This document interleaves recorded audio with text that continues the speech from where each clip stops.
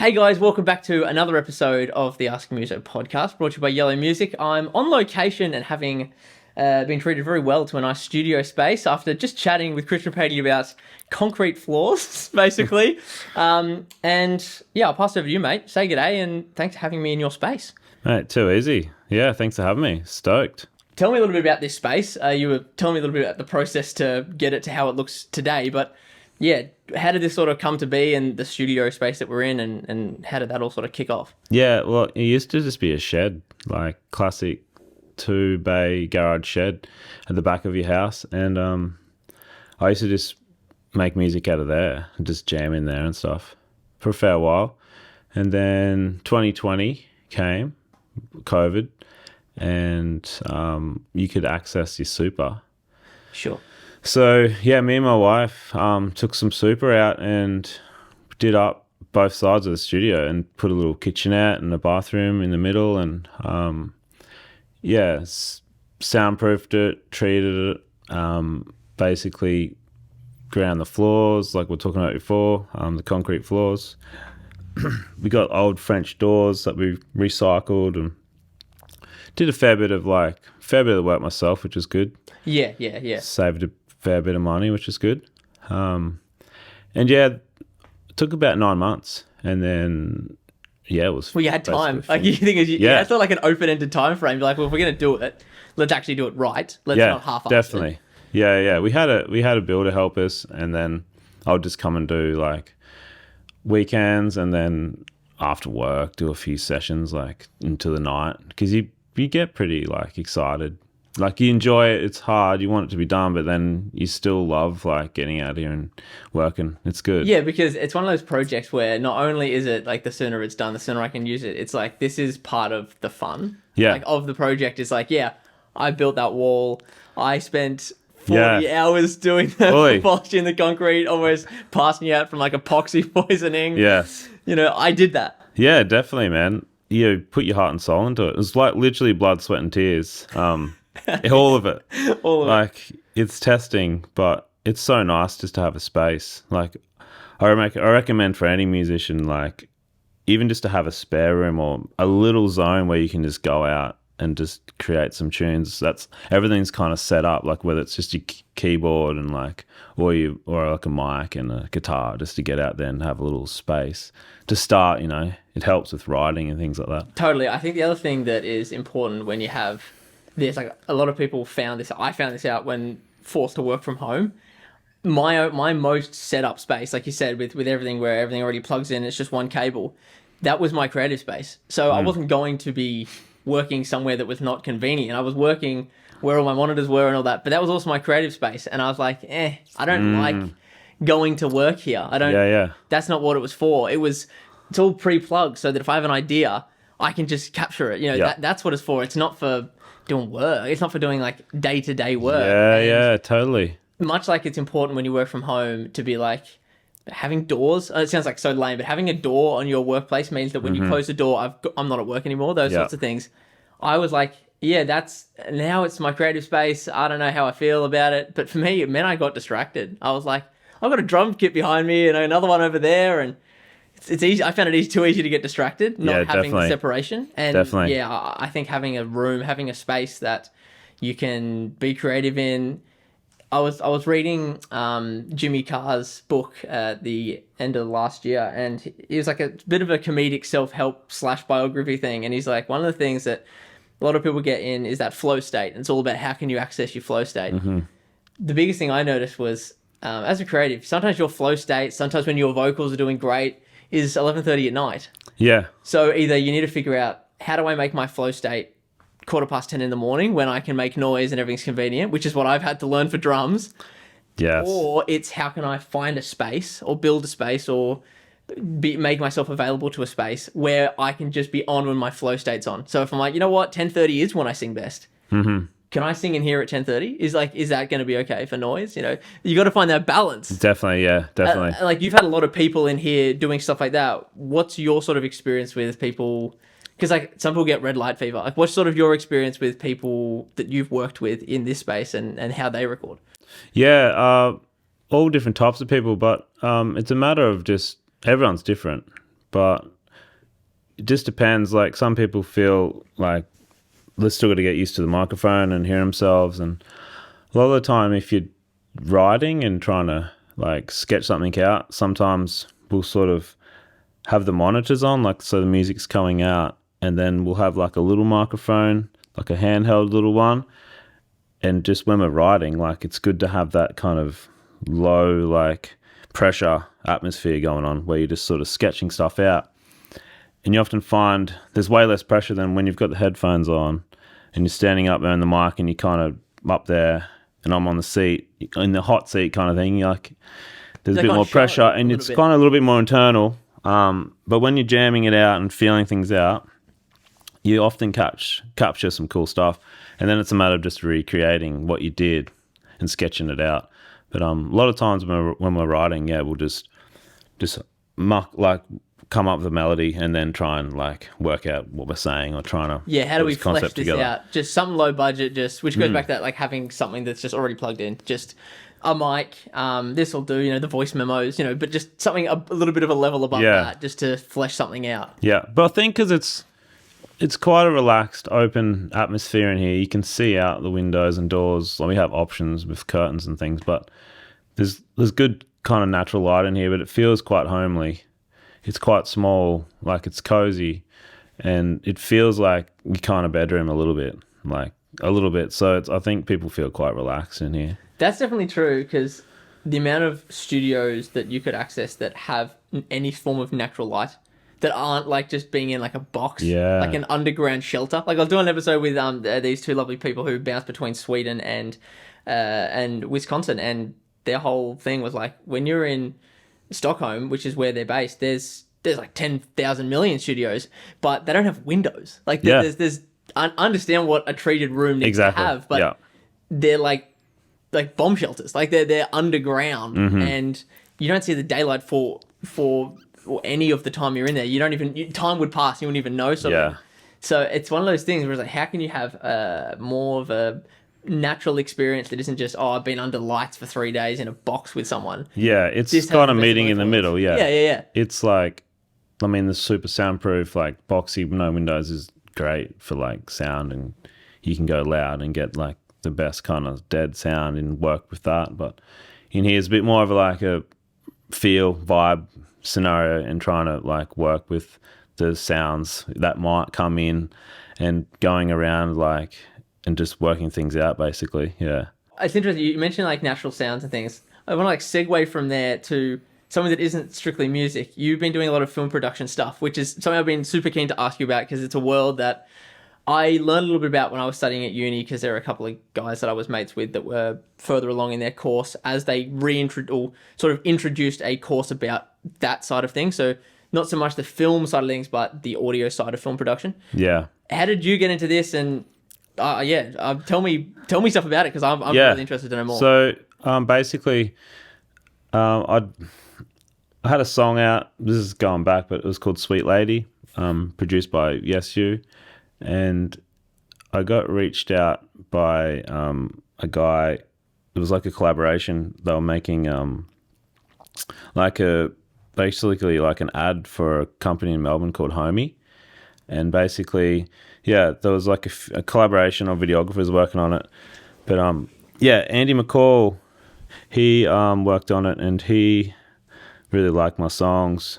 And so he reached out to me after that, and when they released a song on that ad, and then I was at a Planet show up in Noosa, and he was there, and then he's like, "Oh, let's like catch up for a coffee next week." I'm like, "Sweet." And then he just like, he's in that whole like making short films, videography world. So he basically just said, "Hey, do you want to like try and do some sound recording? Like, have you done much before, like on set?" And I was like, "I've never really done anything on set. Like, I've made sort of music for brands and things like that." Yeah, little bits. Yeah. Yeah, but never like on set. So they had this, it's called a crew intensive at the Phrygian Digital Hub. Okay. And it was basically, they shot a short film in 2 days. Had a director called Chris Sun. He's like a horror film director. Oh yeah. And they made a film called Loophole, and it was run by Showdown, which is like a production company / competition, where they people can submit like whole short stories, and I think they had something like 100 people submitted like short stories, and they picked 6 this year, and they've shot all 6 to actually flesh out into and they made 6 short films funded on Showdown, and then they're actually like funded. They get sponsorship like Bendigo Bank and things like that. Yeah, community stuff. Yep. So yeah, basically they want to train people in the film industry because there's a fair bit sort of starting to happen here on the coast. So they had this crew intensive where people can go along, and if you're interested in directing, you can go along and join the directing sort of side, or if you're into the wardrobe or like the acting side of things, or like the script supervisor or the sound, like you can join the sound team. That's what I did. So they just divided everyone up. They shot a short film over 2 days, and then they explained what they do and how they do it. And that was kind of my first introduction. They shot a short film, 2 days in the studio at Pre-Gin. It was really cool. And then basically there was lots of other opportunities after that, because there was like another 5 to do after that. So they asked me if I wanted to do more sound, and I was like assistant sound guy holding the boom. Yeah. So I was the boom guy, and that was actually pretty challenging, like especially the first time, just holding the mic up over your head for like on and off over, basically 2 days, but you get lots of breaks. So. Yeah, but like the lactic acid does build up eventually. It does. So basically just got thrown in the deep end and just started learning like on set. And it was really cool, like super exciting and like quite a rush. And it's really cool seeing the director work and seeing the actors work, because these actors have been doing it forever and they're just incredible to watch. So you're just trying to work out where to stand, not get in the way. Yeah, I'm so important, but I need to be so not important here. Like people don't even need to know I'm here. They need to be able to just forget that I'm standing there with this over a 20-foot pole, yeah. Yeah, because that's the thing. That's the thing you always forget. Like when you see those like really intense emotional scenes and stuff, and you go, "There's some bloke holding a mic over this while you cry over your lost son or something." Just going, don't get. I don't want to be saying, don't get in the way, don't spoil it. That happens a lot. Yeah, definitely. It's just working and not getting in the way of the shadows, and not creating shadows. Getting in the way of the light, and then trying to get close enough so it sounds good. But then not get too close, so you're in the frame and then stop the take. I like that you did. So it's pretty much on the job learning though. That's how you got into it. So like you had this intensive, but then you got on the job learning as you went through, and then they're like, "Oh, this guy's the business. He's keen. He knows how to do it now." Yeah, sweet. And then we ended up doing five short films, in like a few months, because they shot them in 2 days. All around the coast here, so different places, which is really cool. Yeah, no, that's awesome. I like that. I like that they used, like, you get to see more of the coast through what they've done, and obviously using people here, and just a chance to just sort of throw yourself in amongst it. So is there stuff upcoming for that, or is it just for this sort of period, and then they'll revisit it later, or is there more in the works for you that you're looking to do? Is now that you've sort of done it, are you like, I could see myself doing more of it? I'm slowly like trying to learn more about it and work out like what sort of equipment I'd need. But definitely interested. It'll kick off again next year, but within these films, there's a whole bunch of other people that are working on these films, whether they're volunteers or just helping out.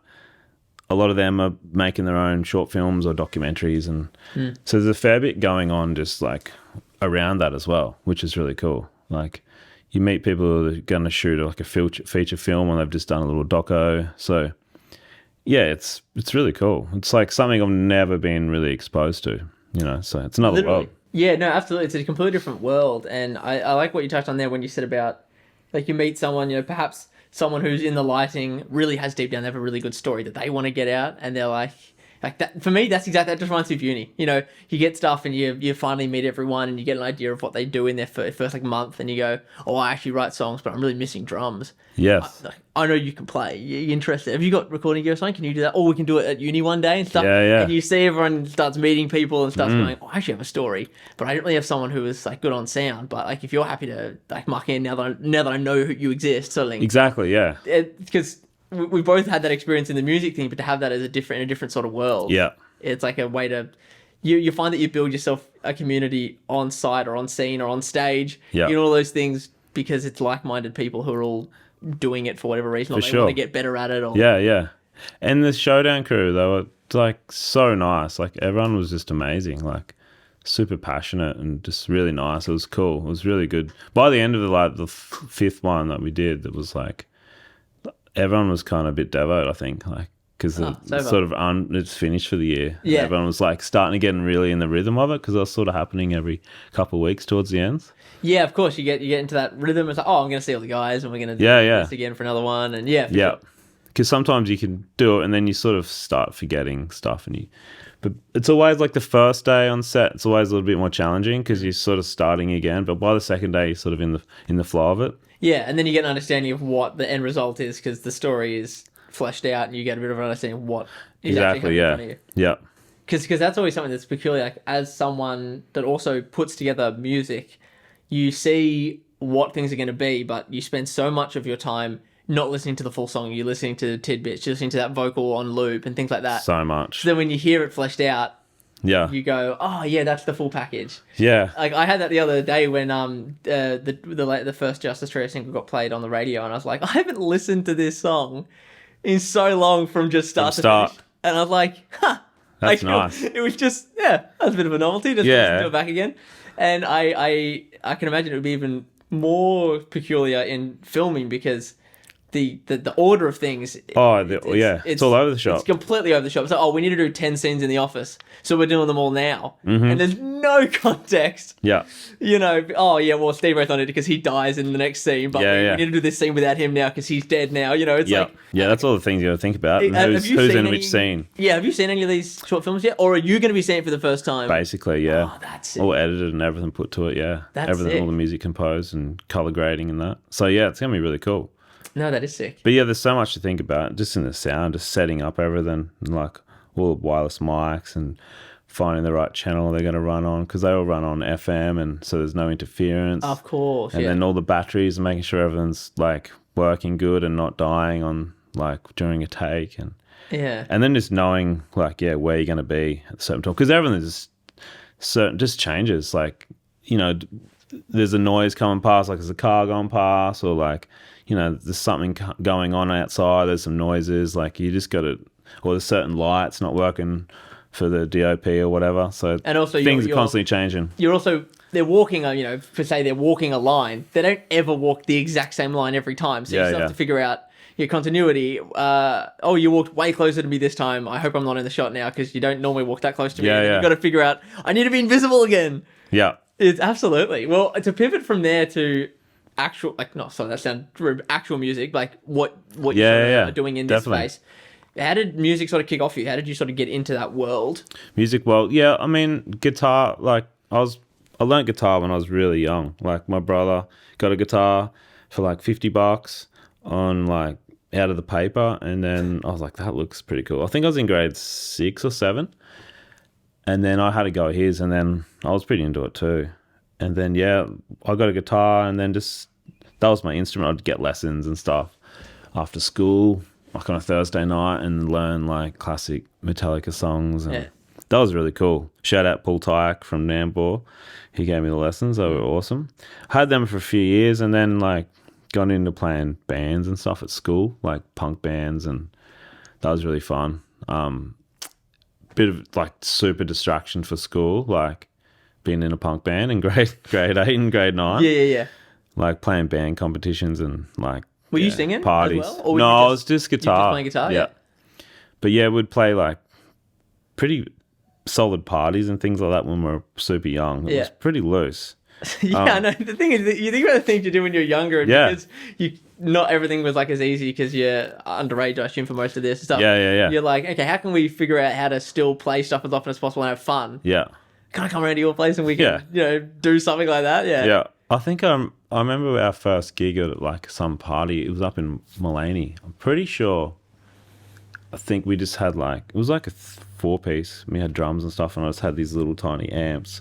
I think we got paid like $50 for it. I remember we split it between us. We got like, it was something like $15 each or $10. Woohoo! But it was so fun, super fun. And then, basically after school, I started playing acoustic and things like that. And then just kept playing. And then I had like a break for a bit. And then, just started like writing proper songs kind of. And then got into more bands again. But basically just been like writing music on and off over the years. Wasn't until I was like, I think it was 2014 when I wrote an acoustic EP that I was pretty serious about it. Like, I really want to do music now. Like, this feels cool. Felt really nice. I was doing little tours and going down to Tassie and playing little shows at the Soul Bar and things like that. And then I got introduced to, I got signed with this manager, and she introduced me to Yes You from Brisbane. They're like an electronic group. And they produced a few songs for us, and then I got into the electronic kind of world. Yeah. And then I just started like learning, because they made 3 songs for us that were originally acoustic. They basically took my guitar and vocals and then add synths and big drums and things like that. And I was like, okay, that sounds sick. How do I recreate that? So I spent like a year trying to recreate what they did and try and like learn the electronic side. And I was pretty bad at it. Like, when you start anything, but I could barely even work GarageBand back then. Like, it was just... It's great when you go back to think of that and you go... It's just guitar and vocals the whole time. Yeah. Like, I'd never done anything electronic. And I was like, what even is this? It was another whole world. And then after a few years, I started getting the hang of it all. And then I started doing looping stuff. And then, basically, some of my friends, ever since I was younger, that I'd met through surfing, they were doing electronic music and they were doing it really well. Like James from Flight Facilities, and then Chris Alabaster. He's an amazing producer as well, which is a friend of mine. But I ended up getting some songs produced by them, and it was incredible. And that kind of opened a lot more doors for myself. And basically, started learning production around that sort of time properly. Trying to recreate like the sounds, because I started adding it to my live show. For sure, yeah. Yeah, because that's interesting, because I had that same thing when I was at uni. My closest mate that I ended up doing a lot of stuff with and ended up playing with live, he was a hip hop guy. He was a really good rapper, and hip hop was not a world I had really been introduced to, but he introduced me to that Oz hip hop sort of thing, and I frosted. I was really in on it, and I got really heavily into Bliss and Esso, and then ended up doing finishing the first season of the podcast, chatting to Dan Kirby, the drummer from Bliss and Esso. Sick. And he's a brilliant human being, and we were chatting and stuff and learning more about basically that scene, that world of, let's just put it together. Like, let's see how much we can level up these tracks by putting drums behind it. And then I was talking to my mate about doing that. Like, can we do that sort of thing? And then basically we did that when we were at uni. I sort of said, hey, how about we do the Bliss and Esso thing? Would that be something you'd be interested in? You have your DJ, because it was just him. Like, you do your DJ that has everything covered except for that. And we started with me just like playing over the drum tracks. Yeah. Because the tracks were already made or whatever. Yeah. Progressively, his DJ Neil, who's a ripper, like proper scratcher, proper DJ, he's like, I can start pulling these parts out and just leave them empty for you. And that's sort of how we did it. And then we started doing that. And then when I just moved up here, he flew me back down to play his EP launch. He's like, no, I couldn't really do a big stage thing with just decks now. Like, it's so sick with the drums. And for me, I was like, this is crazy. This is a world I've never, didn't even know about properly just over 12 months ago. And now I'm coming back to do it again. And I love it. Like, I think it's sick. Like, playing to a click, I got into that whole play to click, play to tracks. And I was like, this has opened me up to a whole new world. It's not just, he's not much of a guitarist, so we're limited now. What can we really do? there's a whole new world now. And then you, like, bring in Sailing in Space and all this stuff, running the tracks and doing that, and it's just a rhythm section with tracks. And I think there's so much of a world in that for me, it's like hybrid drumming where I've got another thing to think about as well as the kit or whatever. So you like playing with the click more, or is it just different? Like it's just different. Like there's so many times where the crowd is having a great time. Like we've done headliners at Soul Bar and everyone's having a great time, and I know the song only goes for 45 more seconds. I'd love it to be able to go for as long as I want, but it can't. Yeah, because it just doesn't. Right, I know right, it doesn't. Right. And that rigid structure is a bit. Yeah, that can be a bit of a naff. 'Cause I'm like, I want to do another chorus repeat. Yeah. It's just not how it's done. There's no time for chorus repeat. But then, by the same token, you get worried about getting the light, and you go, I know that we've got 23.4 minutes left because it's always 23.4 minutes. I know that we can play 10 songs in this set because I know that's how long they go for. Yeah. So you have that structure and that ability to be just like cut and choose for sets and stuff. We can do these 5 because I know that takes this many minutes, and then a bit of talk in between. Yeah, perfect. It allows you to be able to structure a set and have such a consistent thing when we did touring stuff and when we did shows back to back. This room works for this song. You know, this one is good. We'll cut this one because it has a crowd bit and the crowd looks a bit big tonight. Gives you opportunity to be flexible and sort of know what to expect a little bit. But by the same token, when I get up there and Delachroma and all that, and, you know, Del goes on these, like, walks around the bar and stuff for 2 minutes in the middle of the song. And you're proper jamming. Then, and it's just a rhythm scene. You know, Caleb and I just riffing up going, where's this clown going? And, you know, those sorts of things. That's fun. I love that. Like, we were in Ellie Beach doing the Delachroma show. Del goes up on the bar and starts talking about how special it is that everyone there is only... This show will never be played again. You'll never be able to see this... As it is. This show as it is. And basically, we're just... we're just sitting in the groove underneath while he goes how special it is that thank you for being here at this one show that you'll never see nice, again. Man. There's something about that. Having no constraints, basically. We just play until it goes. We do an extra chorus, we do an extra solo, we give me the nod and I do something. There's something about both. I like both worlds, I think. That's good. Because it takes a fair bit of talent to be able to do both too, you know, and patience, just to learn to play the click. And do you use an SPD pad or something? No, so predominantly I just run all the tracks because there's no, like, it all started sort of, a lot of these things have all started as fill-ins. So, like, I start with can you do this with your setup? And I'm like, I can achieve that. And then afterwards, I figured out how to get it down to such a fine art that I make it work, so to speak, because predominantly they're tracks. They're not like, boo, boo. It's not like the full things. Tracks, They're full tracks. So for me to have a really cool pad that I just hit so that it starts, or to have the tracks all separately by my side, it's much of a muchness. Yeah. And I have them all like gain matched as best I can so that it's more flexible. I can edit these things, and I know some songs have like a bing bing click, and some are more of like a So I know which ones have to be louder and softer for my own ear and things like that. So then I always know what I'm going to get sent. Yeah. So I suppose in that just laptop. Yeah. Cool, and out of necessity, or now I've as I said, I got sort of just figured out how I like it to be done. I haven't thought about doing it that way because it's something else to bring. Whereas like I have a little table which the computer sits on. And you have like a controller, or is it just press it's all just on the keyboard? It's all just keyboard. Yeah. But I know once you get used to, Jesse's going to talk a bit here. I'm fine. Go back to I'm all fine. It's not going to be a problem. And I always have plenty of lead time. And now Dylan's running in-ears with me as well. I don't even have to count in. So I give him the eyes to say, okay, we're ready to go now. Yeah, ready to go. I hit go, and I know that we're all on. So, you know, Jesse's got five seconds worth of talking left. I hit it. Dylan hears a click. We both know we're starting now, and then we can sort of kick off. So it has that natural feeling outside of watching me touch my computer of, okay, we're going to start the next song, rather than, okay, ready, guys, I'm going to count it in. 1, 2, because that's what we used to do when we first started, which was fine, but that's something that we've just finessed. Yeah. And those finessing things, I think, is what takes it from, this guy's doing half of it on his laptop, to, geez, pretty full sound for just bass and drums. Yeah. I like what else they're playing. Yeah, definitely. And we've even had shows where the tracks have gone kaputski, or someone's muted the fader by accident. Oh. And the bass and drums relationship for some of these breakdown parts, we know it's thin because there's a lot missing, but it actually is fine. So that's because good. it's not karaoke. There's a lot of the parts are just wow, wow, wow. Right, right.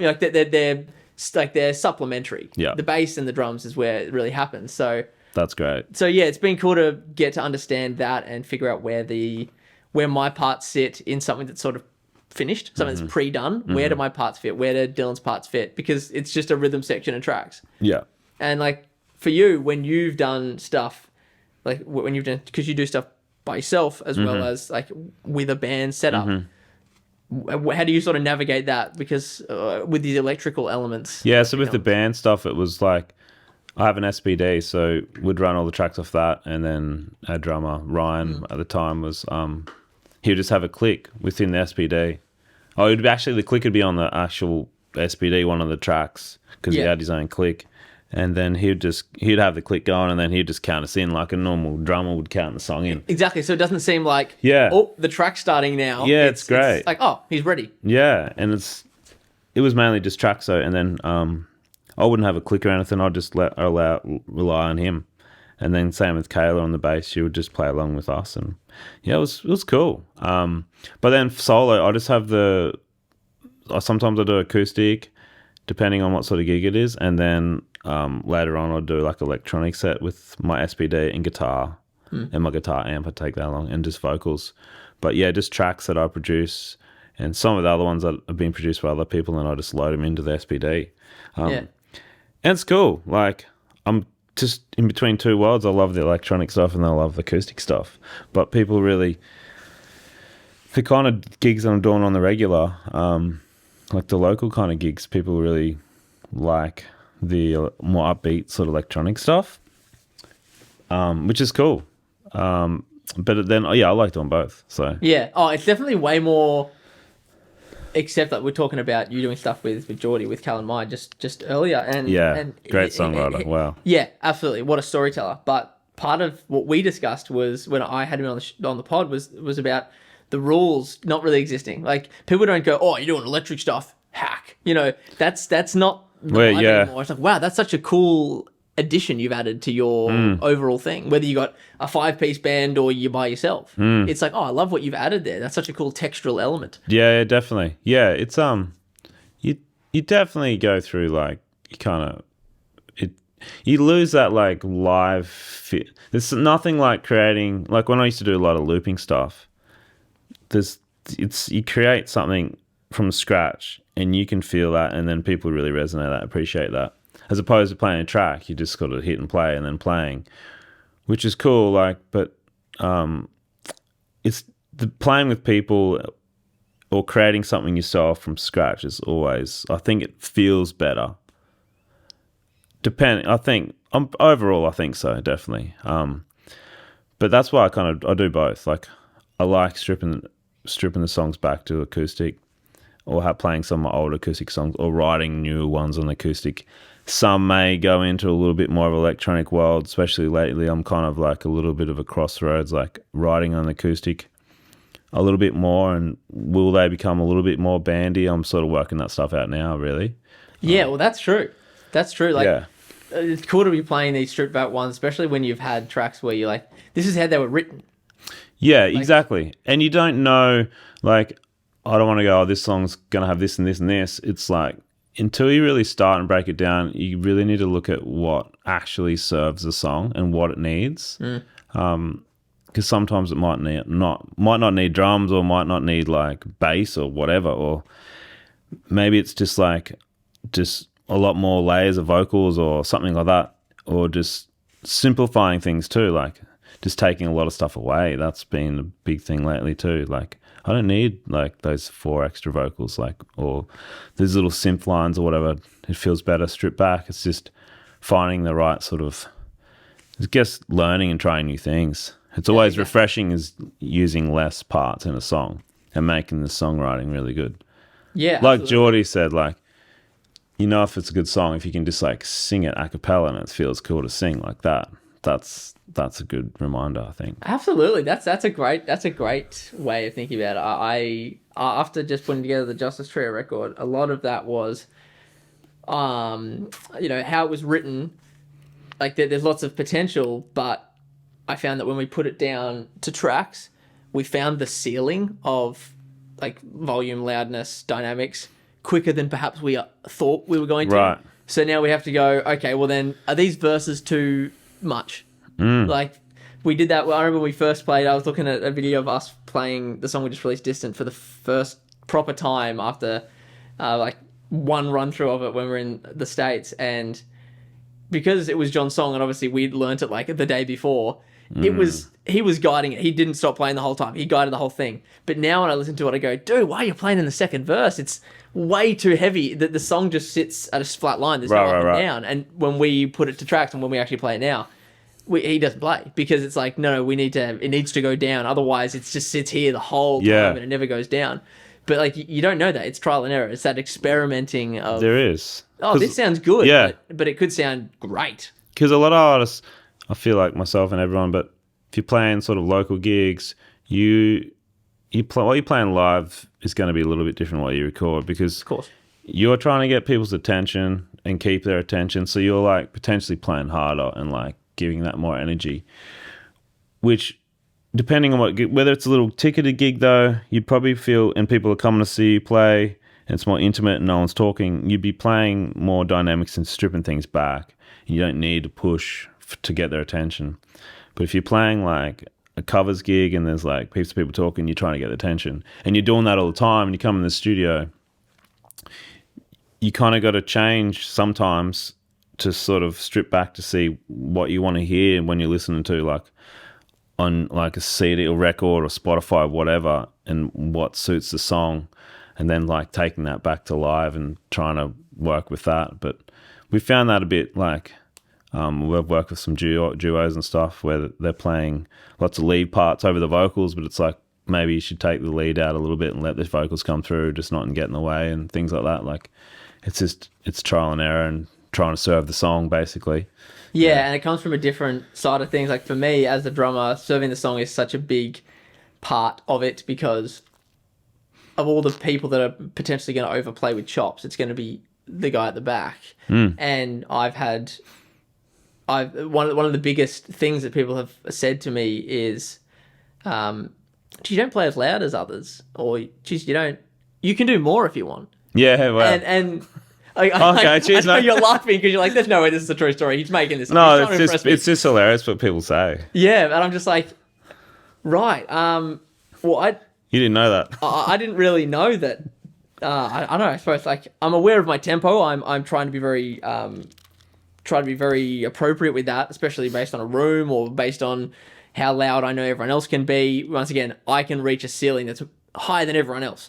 So I need to start way lower or not play. Yeah. And things like that. And some people are like, oh, I sort of expected you to come in earlier. And I was like, no, because you're one vocalist with an acoustic guitar. That's not really much higher than we can go. Exactly. So this wasn't punters saying that, it was band members? No, band members. Like, I remember... Oh, true. Yeah, no, the only disagreement / argument Del and I have ever had was when we were on our last show of the tour, and we're playing in a room that is probably about as wide as this one is long, and then, fairly long, pretty like a bowling alley sort of thing. Yeah. But I was like, look, there's a certain number of decibels that I'm willing to, hit for this sort of space. And he's like, no, the people have come to see us rock. Like, they're my fans in America. They've come to see us do a thing. I was like, yeah, I know. They've come to see us do our thing, but I'm not going to be disrespectful.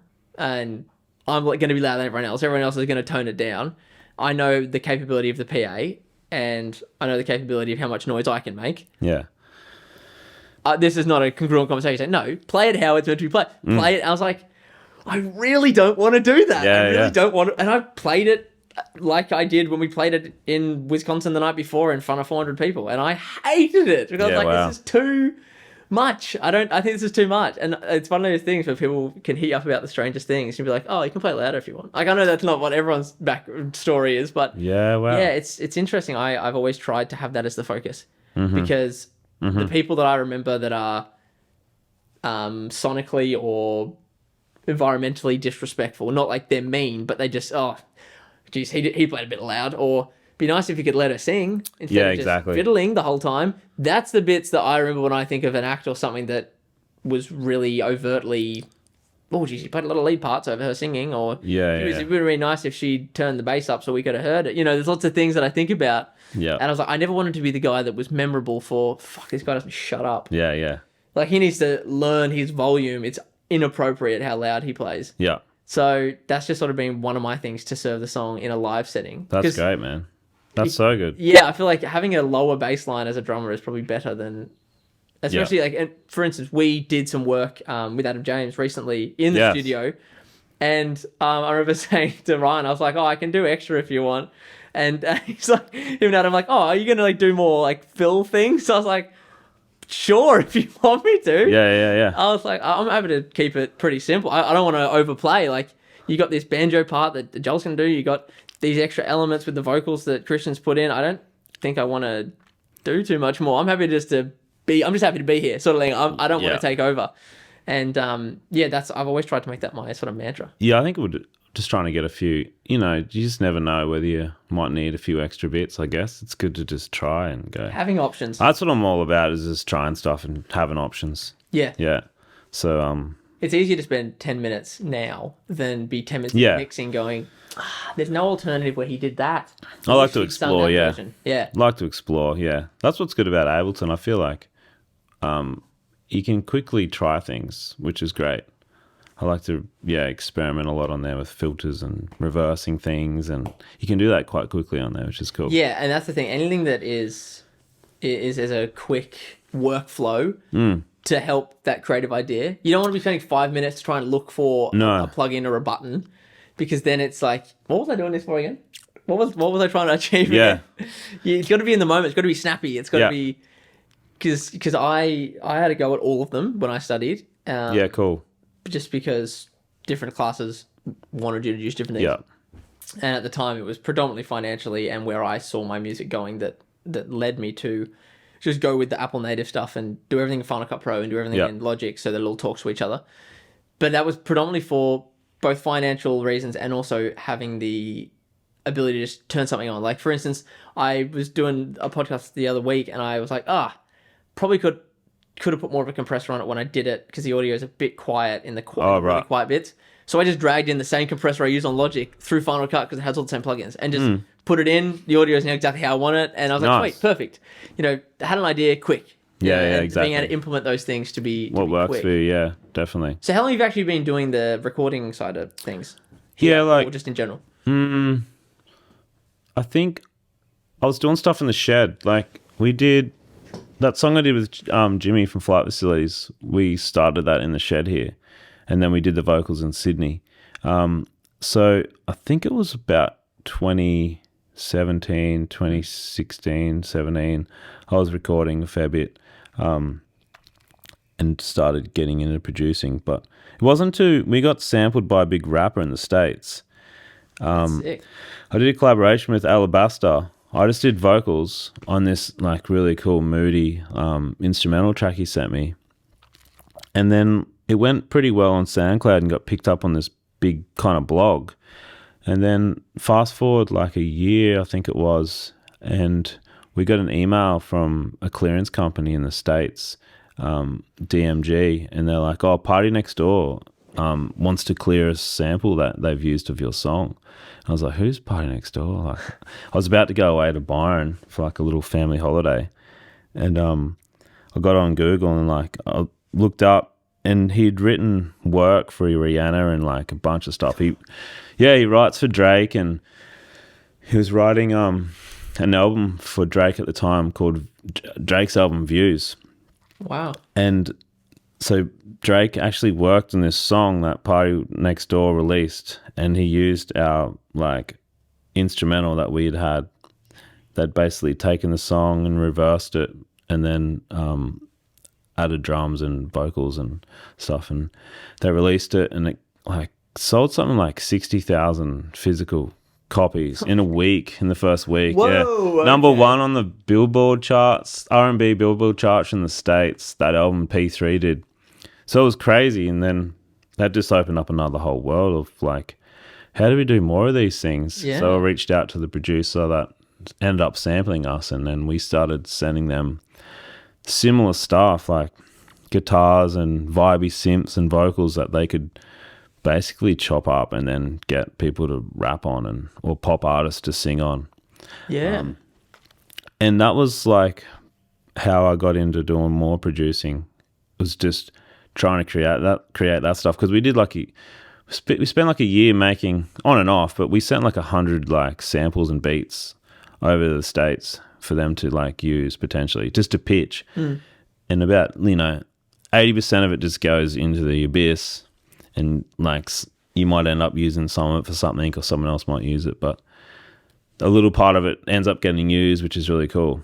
But yeah, so that was quite like motivating me to learn more production. And then I started collaborating with other friends and other artists, and then started working with artists that would come here. Then we built a studio, and then it was more of a like setting up a little business and then working out of here. Doing a few, I'm not really pitching hip hop stuff now because I'm sort of focused on the studio stuff a bit more, but I still do it from time to time. I'm still so much to learn. Like, it's crazy. Yeah. So much to learn. Yeah, that world with of music like production royalties and all that, and being on that in a way that's very different to being like, oh, can I collab and sing a verse? It's like, to just be hit up like that is crazy. We were very lucky to have some people like who gave us some advice to get a lawyer and a good lawyer and get like credited properly. Sure. Basically, because like I think a lot of people sort of just sign up for, yeah, cool, you can use the song or whatever.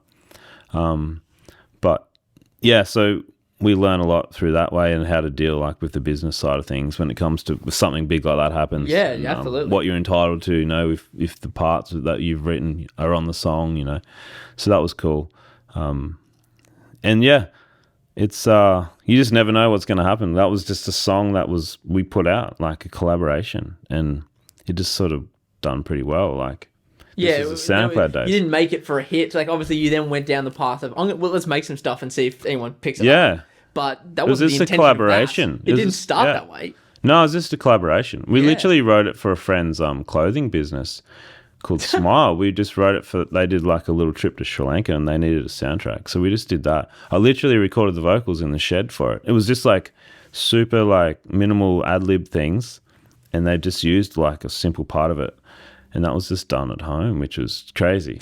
That's so crazy. I know. And it goes back to what I was saying before. Just before I turned this on, we were talking about these mics. I was like, it's about the ear, not the gear. Yeah. They liked how it sounded, so they didn't care that it was done wherever it was done. Well, a lot of the hard work was done by Chris Alabaster, because he's a really talented producer. And he's sort of based in the UK, and then he goes to Bali, but he just literally makes music for brands, and he does it really, really well. And super nice, cinematic, dark, cool stuff. Like, does stuff for Nike and wow. Yeah, a lot of cool big companies. Which is another really cool like way to try and make a living from music. I think if you can get into some making music for brands and syncs and films and stuff. Yeah.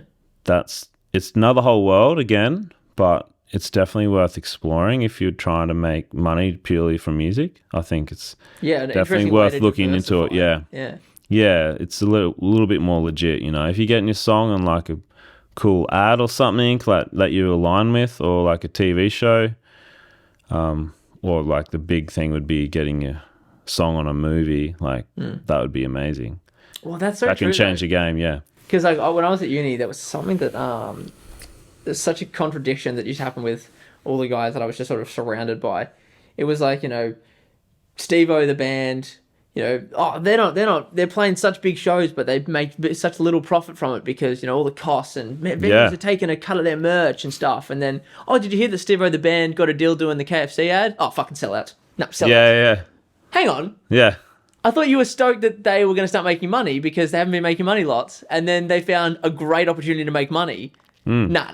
Yeah. I've always found that ridiculous. I'm like, man, if someone wants to find the latest Justice Trio song and put it on, a little KFC ad or something, please do. Say less. I'll make sure I follow down your route and get, the correct legal proceedings to make sure it's all above board and we're covered. But exactly. Yes. Yeah. Especially for a film, like a big film that's going to be out forever. They've got the license for the song. Yeah. Definitely get some advice. And that's the end result. That can be for a musician. success. Yeah, that can change the game for sure. say even you didn't get paid or whatever, but if it was like a Hollywood film or something, like, or some TV show on Netflix, like that can really boost your numbers, like a fan base, Absolutely, just being about it is a completely different world, and I can't remember who was telling me about it, but there's some guy that was I heard about that was basically they put a fair bit of money, they put a solid 6 months or something into a song, got it to the point where it was erring on the side of not a shoe-in on something, but it was we're putting together a production of a film. You should put together something as well, if you know what I mean. Mm-hmm. And then it gets put in, and then spent the next 12 months living off the royalty check of that song, whilst making more things and doing a bit more stuff that was for him. A bit more. That's incredible. Stuff that I actually wanted to do. Yeah, exactly. Because I'm just living off the check of that thing that I just did. Yeah. That is as close to some sort of tangible success for anyone who wants their music to be not just listened to, appreciated, but immortalized. Yeah, yeah. You get someone on Netflix now. Netflix isn't going down. No. It's not like you can find these movies from ages and ages and ages ago on these platforms. They're there for good. They ain't going anywhere. Everyone's, especially at the moment, it's so hungry for content. Content's just massive. So yeah, if you're a muso and keen to get your songs on some type of TV show or something, you just need to get stuff out there and do it for your own self. Make sure the song's good and it aligns with yourself. Don't do it in intention for a TV show. But we found whenever something works is when we're doing something true to ourselves and just thinking about what was good for the song, and then people resonate with that, and then that might get chosen for something. It's just a matter of having if your song's on the internet, you just never know what can happen, basically. It's like another world. It's like the Seek profile. It's look, you put yourself on Seek because you're going to look for work, but you never know. A job may actually hit you up. It doesn't happen very often, but you never know. It might. As long as you're putting your best foot forward, then it's the internet. Just it's nothing's hidden. Yeah, nothing's hidden. It's a two-way street. Yeah. As much as once it's up there, it's probably going to be there forever. Once it's up there, it's going to be there forever. That's scary. So it's both scary and exciting, depending on how you look at it. So no, that's very exciting. Yeah, man. It's I don't know. It's, you just never know what can happen, and it opened a lot of doors just from, if I never really ventured into the electronic world and sort of started singing on other people's songs, maybe it wouldn't have happened. I don't know. Just having an open mind. And I think that was just the inner producer myself. Just, I'm always sort of trying different things and can't really sit still just with me and a guitar. I like experimenting and tripping out on sounds. Yeah, and just having a go, just trying new things. That's what it's all about. Definitely. Just having fun. Especially lately, I've been really getting into just trying to, especially after going to the music club put on by Alex Henriksen from Rainbow Valley.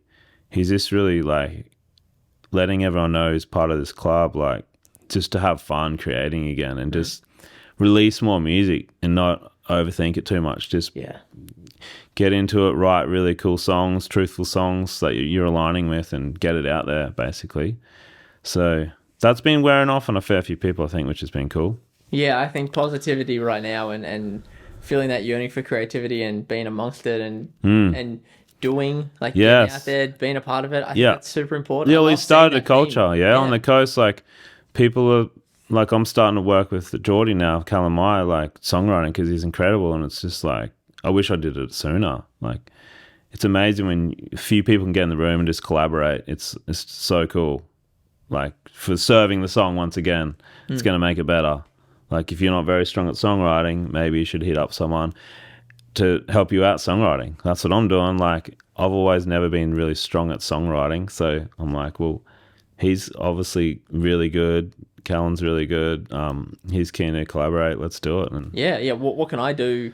What can I bring to the party? Yeah, and then you learn it from each other. Yeah, and then we figure it out from there. You'll bring something, I'm bringing something, and it's really cool, man. And it's really nice, when someone writes something and then you sing it, and then it's great for me, but then it's really cool for him, hearing someone else sing the lyrics that he's written and his story, and then you'll sort of take it on the story too, which is really cool. Yeah, I did that when I did a song with a couple of boys from Chamberlain. I didn't really want to sing it, and pretty sick to have someone else sing So sick. your words and just to see the whole production. I also didn't mix the song. I really was just, I edited it and just got the vocals and picked all the right comps just so that it was easy for Reese who did mix and master it. But I literally just played drums, did backing, did the editing, and then let everyone else do their bit. Did you write it together, the lyrics? Or did you go, here you are? It was a previous idea that I basically said, I've always wanted to flesh this out. But the ripping guitarist that I had at the time, this donkeys years ago, it's just not a thing. So therefore, Kane Tippett, you're a shredding guitarist. Connor, you happy to sing it? It needs to have a male vocal. Were you happy to sing it? And then I'd already hit up Reese from Spinlight Studio to be like, I don't want to touch it after that. Not like there's always a useful nature of having second ears. But, for sure. But I actually don't want to touch it at all. Yeah, I just do the whole thing. Sick. And because I love his product, I love the quality of the other stuff he'd done. He's a drummer, so I knew that he would really bring the best out of my stuff. And I was like, you touch it. Yeah, and then when I got it back, I was like, beaming. I was like, that's really cool. My story with my friends. And what song was that? It's called Grown Up. Okay, cool. And I also got someone I was working with at the time. She hand illustrated the artwork as well. Nice. Because the idea was, it was the story of it's hard to be around people that are still a baby. And that you feel like you've grown up and you don't really understand who the person is anymore because you've grown up at a level and suddenly it's weird. You don't even know the person anymore. And to actually have someone else sing those words, like, yeah, good point. Fuck, I wrote that. Like, it's just like, I really like that. It was, when I listen to it, it's one that I can always listen back to, mainly because I didn't mix it. So therefore it's easier on the ears. But I just, I can really enjoy the fact that I was like, I did my bit on that and we got together and we did that. And they connected on it too. Absolutely. That's why they loved it. They're like, really great song. We've played it live before because they're like, next time we're doing it, we'll play live. So I got someone new on the bass, Connor on the vocals and rhythm guitar, Kane on the lead guitar. Reese went and did the whole thing and it was such a good arrangement. It's so cool. And I love collaborating. Like that's why I wanted to reach out to you and why I do this podcast because I love collaborating. That's so important to me. But there's something about when you can flesh out a story or you can help convey someone else's story in the case of what you're doing. Because you get to by extension be part of it. Which definitely, because I was like, I just love like his approach. It was really cool, and then basically just like I was like, I wonder how I'll go connecting to this song when I'm singing it, and then. Because he sang it as well, so I was sort of copying his melodies and the lyrics. I did a few, like, I suggested a few lines, a few of my lines worked, but majority it was his stuff. But we're both on the same page, which is really cool. So then today was like the first day when I started tracking my own singing on there, and it felt really cool. Yeah, and I'm super excited, like. I've never really done it like that before, so it's another new thing. So it's really nice. It felt really good. So I'm keen to finish it. I think we're about halfway through. We just did like a little late afternoon session. So we need to do another one. Awesome. That's sick. New things is always good, and it's a really positive experience when you have that sort of thing, and you're like, I want to get back and do it again. I'm leaning like.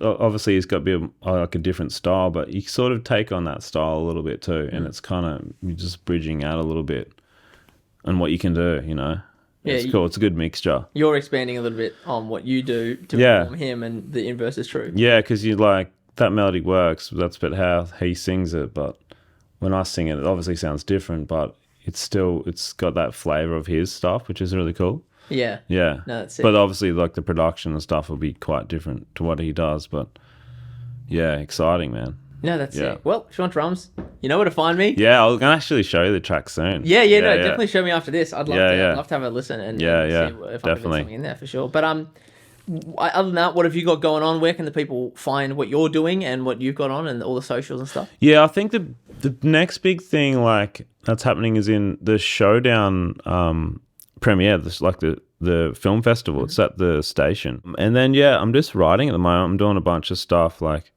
collab stuff, producing for other people, and then writing my own stuff basically, and then just being a dad and living my life, trying to get a surf in, and just trying to get enough sleep and stay half healthy. It's good, but just working. I'm just trying to better my like music production and songwriting. Like just that's my sort of goal at the moment, and just trying to have fun and collaborate and be the best person, dad, producer you can be, but also have a great time doing it. Yeah, definitely. It's getting really exciting, hey, actually. Like the last few months has been really fun. Yeah, I'm really excited for the next like few years. It's going to be really cool, I reckon, like on the coast. There's going to be some really cool music coming out of it, I think, for sure. Absolutely. No, well, I look forward to hearing that, and I look forward to like hearing this shortly, but just like the more cool stuff you guys have got going on. And yeah, it's just nice to see people like yourself that are doing cool things, all this doom and gloom and nonsense and stuff. I think this doing the podcast and chatting with people from different backgrounds, different experience. It inspires me every time. Nice. When I do it, then when I listen back, when I edit it, and then when it comes out, I get that. Yeah, I was like, it inspires me. That's awesome, man. There's enough people that are really doing stuff that aren't talkers, they're doers, like yourself, like Geordie, like Adam Heath, who plays guitar in the INXS tribute show that tours theaters every weekend. Yeah, no matter who I'm talking to, there are people doing stuff, and if there's enough people like you and them that are doing those sorts of things, we got no worries at all. Yeah, for sure. It's amazing, dude. There's some really hard-working, cool, talented people out there, for sure. And, yeah, you just got to go explore, They're out there. Just get out there and chat to people, really. Yeah. Especially in your own, like, niche. Like, if you're in the music scene, like, trying to go to gigs and trying to, like, this music club, it's the best thing. Hang out. Just to go and talk to other musos and talk about, like, the problems that you might have within music or songwriting or the self-doubt and all that. But, just keep at it. I think that's the best thing you can do. Absolutely. Well, some more positivity. Thank you for having me in your space, and thanks for having a chat with me. Man, thanks for coming. Stoked. Well, guys, that is another episode of the Ask Muso podcast. It's awesome to catch up with Christian in his space, and awesome to see the cool things he's got going on. And yeah, there is lots happening. If you're not familiar with the Sunny Coast music scene, or you're not from around here, then educate yourself, because there's lots of cool stuff going on. So you know what the deal is. Every week, Apple Podcasts, Spotify, YouTube, the business. And until next time, I'll see you later.